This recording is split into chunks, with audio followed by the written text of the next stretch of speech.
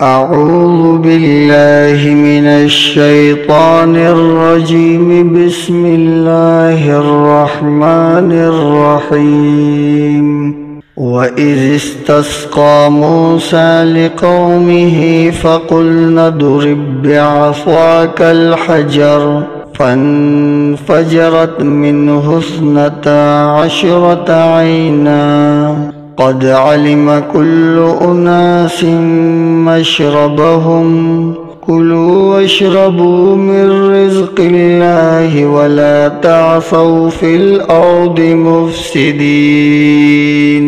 وإذ قلتم يا موسى لن نصبر على طعام واحد فادع لنا ربك يخرج لنا مما تنبت الأرض من بقلها وقثائها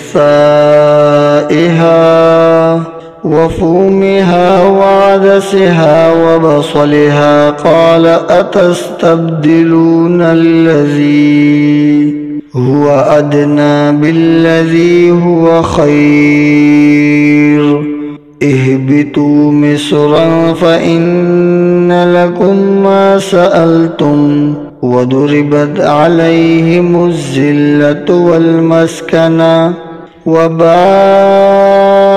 بغضب من الله ذلك بأنهم